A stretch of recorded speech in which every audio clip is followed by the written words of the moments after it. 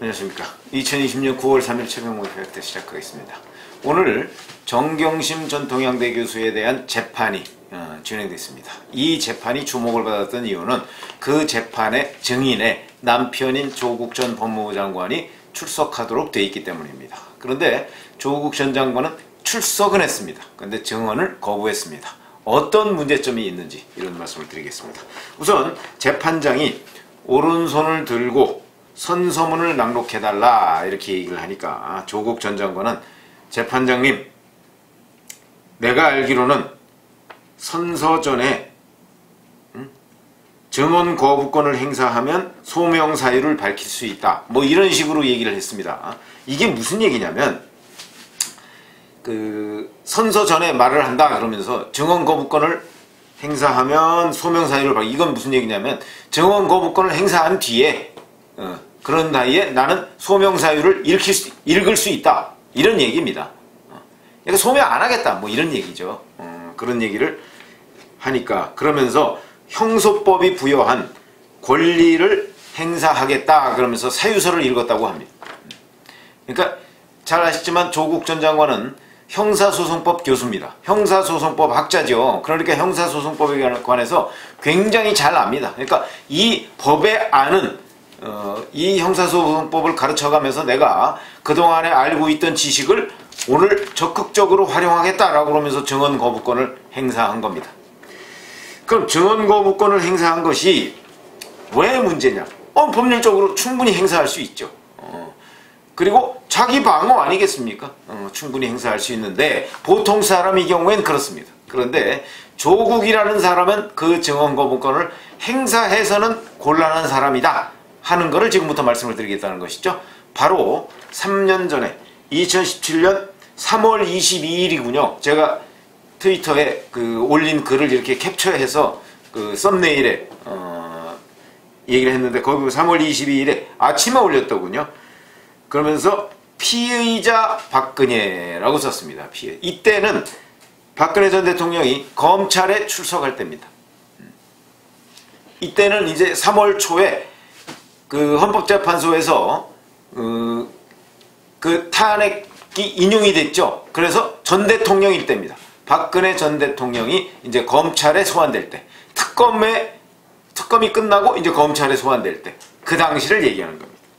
그러면서 첩첩이 쌓인 증거에도 불구하고 모른다, 아니다로 일관했다, 구속영장을 청구할 수밖에 없다, 검찰은 정무적 판단을 하지 말라, 이렇게 얘기를 했습니다. 그러니까 무슨 얘기냐면 박근혜 전 대통령이 지금 쌓인 증거가 엄청나게 많은데 그거에 따라서 지금 진술 거부 이러니까 이제 구속할 수밖에 없다, 이런 얘기입니다. 그러니까 박근혜 전 대통령의 진술 거부, 이 부분에 관해서 공격을 한 SNS입니다. 그런데 지금 본인이 바로 그 진술 거부를 하고 있습니다. 형소법 학자가 어떻고 이런 얘기를 해가면서 진술 거부를 하고 있습니다. 그러니까 검찰이 뭐라고 했냐면, 아니 지난 수사 당시에 잘 아시지만 작년에 검찰에서 수사할 당시에도 조국 전 법무부 장관은 법정에서 말하겠다 이런 식으로 얘기를 해가면서 진술 거부권을 행사했습니다. 다 자기 권리입니다. 그러니까 진술 거부권을 행사하는 데 대해서 누구도 뭐라고 얘기한 적 없습니다. 그리고 얘기할 수도 없습니다. 자기의 권리니까요. 그러나 문제는 그게 보통 피의자나 이런 사람들의 권리일 수는 있어도 조국은 그래서는 안 된다 하는 얘기를 제가 지금 말씀을 드리는 겁니다. 왜 그러냐면 바로 박근혜 전 대통령에 대해서 조국 전 장관은 그렇게 진술 거부권을 행사하면 구속영장을 청구해라, 이런 식으로 공격을 했던 당사자 아닙니까? 그러면 자기도 만약에 진술 거부권을 행사하면 구속영장을 청구해야죠. 그러면 당연히. 그러니까 본인한테 부메랑이 되는 발언을 했었기 때문에 조국 전 장관에 대해서 우리가 지금 문제를 지적하는 것이고요. 그 다음에 두 번째는 검찰에서 진술 거부권을 행사해가면서 오늘도 바로 그 얘기를 했습니다. 검찰이 아니 법정에서 증언하겠다고 얘기해놓고서 법정에 나오니까 또 진술 거부권을 행사하느냐, 이렇게 얘기를 하니까 조국 전 장관이 이 부분에 대해서는 내가 반론을 해야 되겠습니다 라고 얘기를 하니까 재판장이 뭐 임정혁 재판장이죠. 임정혁 재판장이 뭐라고 했냐면 그 증인은 답변하는 사람이 아니고 잘 듣고 답변하는 사람이 아니고 그리고 원하는 말만 하는 사람이 아니다. 그 당신은 여기서 듣고 누구 질문에 대해서 답변하고 이런 게 아니고 오늘 나온 것은 증인으로 나왔기 때문에 아내인 정경심 교수 문제에 관해서 당신이 증언할 내용을 증언을 하면 되지. 이걸 이런 식으로 내가 검찰이 뭐라고 하니까 그거에 대해서 공방을 벌이겠다 라고 하는 그런 자리가 아니다. 이렇게 재판장이 딱 잘라버렸습니다. 이런 얘기는 재판장이 봐서도 아니 증인이 증언 거부를 행사하면서 검찰이 뭐라고 하니까 검찰하고 공방을 벌이겠다. 이런 얘기를 지금 하고 더구나 이건 자기 재판도 아닙니다. 자기 부인 재판입니다. 정경심 교수 재판. 거기에 본인이 정경심 교수와 어떤 식으로 연루가 돼 있는지 돼 있지 않은지 이런 부분만 본인이 설명을 하면 되는 것인데 그게 아니고 검찰이 뭐라고 하니까 거기에 대해서 그걸 공박하겠다라고 이렇게 얘기하는 것은 그거는 증인으로서의 의무 이거와는 어긋난다 해서 재판장이 이걸 잘라버린 것입니다. 자, 그런데 첫 번째 이게 그러니까 뭐가 문제냐 이런 얘기는 첫 번째 제가 말씀드렸듯이 박근혜 전 대통령에 대해서 증언을 거부하거나 또는 수사에서 진술을 거부한다고 해서 그걸 구속하라고 했던 당사자가 나는 내가 형사소송법 학자인데 잘 아니까 내가 이걸 이용해서 증언을 거부하겠다라고 했던 이율 배반이 문제다 하는 것이고요. 그 다음에 두 번째, 자 본인과 본인 부인의 문제 때문에 지금 어찌 보면 나라가 시끄럽게 작년 하반기부터 지금 여기까지 흘러왔습니다. 그러면은 적어도 공인이라면 이렇게 흘러온 데 대해서 어느 정도의 책임감을 느껴야 하는 그런 상황인데 공인으로서의 책무를 전혀 지금 이행하지 않고 있다. 이런 것들이 문제다. 이 얘기죠. 공인은 그에 따른 사회적 책무가 있습니다. 이런 책무를 본인은 남한테 요구해가면서 자기는 그 책무를 전혀 하지 않고 있다. 이런 이율배반, 위선이 어디 있느냐 이런 얘기를 하지 않을 수가 없는 그런 대목에 오늘 바로 법정 증언이 그런 하나의 예다 하는 말을 드리지 않을 수가 없고요. 그 다음에 바로 아까 잠깐 말했지만 본인이 검찰에서 검찰에서 진술 거부를 행하면서 그리고 법정에서 얘기하겠다. 물론 법정에서 얘기하겠다는 건 본인 재판에서 얘기하겠다 뭐 이런 것으로 받아들여지긴 하는데 본인 재판뿐만 아니고 지금 그 부인의 재판도 본인 재판이랑 사실은 마찬가지입니다. 거기에 대해서 본인은 또 거기에 가서 거기는 또 진술 거부를 하고 이런 식으로 하면 결국 제가 이율배반 뭐 이런 얘기를 했었죠. 근데 이것도 결국 같은 얘기입니다. 그런 얘기를 하지 않을 수가 없고요. 이렇게 되면 조국 전 법무부 장관에서 그렇지 않아도 조적조라고 조국의 적은 조국이다 뭐 이런 얘기가 그동안에 내로남불 뭐 저로남불 뭐 이런 여러 가지의 조롱과 비아냥이 난무를 했었죠. 그럼에도 불구하고 조국 전 장관은 이 부분에 관해서 나는 그래도 뭐 내 재판이나 이런 데 가서 정직하게 이야기하겠다 하는 얘기를 법정에서는 하겠다고 얘기해서 그동안에 기다려왔는데 법정에 가서도 역시 또 진술 거부를 한다.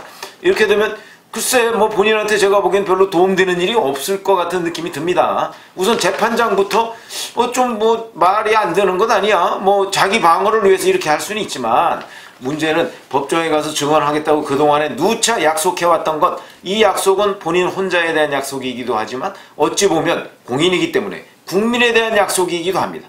근데 그런 약속을 마치 헌신짝 내팽개치듯이 이렇게 하는 부분에 관해서 과연 이게 국민의 공감대 내기는 지금은 국민의 동정심을 얻어야 될 상황인데 그 상황하고도 전혀 맞지 않는다.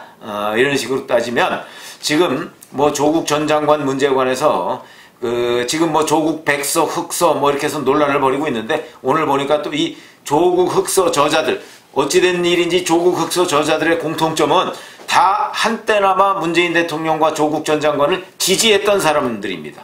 거기에 있는 뭐 서민 교수나 진중권 전 동양대 교수나 김경률 참여연대 전 집행위원장이나 권경혜 변호사나 뭐 이런 사람들이 한때 문재인 대통령과 조국 전 법무부 장관을 지지했던 그쪽 진영을 지지했던 사람들인데 그 진영에 있는 사람들이 지금 무더기로 나와서 조국 흑서를 만들었고요. 그 흑서에 있는 사람들이 어찌 보면 또 하나의 또 다른 진영을 형성하고 있습니다. 이 사람은 이 사람들은 국민의힘, 오늘 이름이 바뀌었습니다. 국민의힘, 과거 미래통합당. 그 국민의힘을 지지하는 사람들 전혀 아닙니다. 또 다른 진영이라고 제가 말씀드렸죠. 정말 중립지대를 대변하는 이 사람들도 조국 전 법무부 장관의 진술 거부에 대해서 정말 융단 폭격을 했더군요. 저는 융단 폭격을 하더라도 조국 법무부 장관이 이에 대해서 아무런 저는 반론을 제기할 수가 없을 것으로 보입니다. 한때는 자기들과 같은 진영에 속했던 사람들이 보기에도 조국 전 법무부 장관의 오늘 정경심 교수 재판에서의 증언 거부라는 것은 전혀 이해할 수가 없는 것이다. 아니, 한때나마 자기 진영에 몸담았던 사람들도 이해하지 못하는 조국 전 법무부 장관의 언행을, 그것을 적어도 우리 사회에 중립지대에 있는 많은 유권자, 국민들, 이런 사람들이 어떻게 이해하겠습니까? 이걸 이해하는 방법은요, 아, 그 사람은 원래 이중적인 사람이다, 이렇게 이해하는 것 외에는 달리 방법이 없다. 이런 말씀을 드려가면서 참 저희도 뭐 다 대학 나오고 사회생활 할 만큼 하고 기자생활 하기도 했습니다만은 정말 이런 정도의 어떤 세상을 사는데 기준이 두 가지인 사람, 그것도 처음부터 끝까지 일관되게 두 가지 기준을 가지고 사는 사람은 처음 봤습니다. 어찌 보면 안타깝다. 우리 사회의 지식인이라고 하는 사람의 허상, 그런 사람을 한때 그래도 특정 진영에 있는 사람들이, 물론 지금도 뭐 특정 진영에 있는 일부 몇몇은 그 사람에 대해서 뭐 옹호하고 이해하려는 움직임이 있습니다만은, 그러나 상당수의 사람들은 그쪽 진영에서 이미 조국 사태에 관한, 조국 전 장관 문제에 관한 그 진영을 이탈한 사람들이 제 주변에도 어마어마하게 많고, 조국 흑서 제작자도 바로 그런 사람들입니다. 안타까운 일이죠. 어찌됐든 간에 자기 진영 또는 우리 지식인이라고 하는 사람들이 적어도 국민들로부터 제대로 평가받는 사회가 안정된 사회이자 어찌 보면 그런 사회가 우리가 지향해야 할 사회입니다. 그런데 그것을 조국 전 법무부 장관이라는 사람이 정면으로 그걸 뒤집었고, 그런 평판을 다운그레이드, 저급화시키는 데 기여를 했다는 점이 안타깝다. 오늘 그런 말씀을 드립니다. 감사합니다.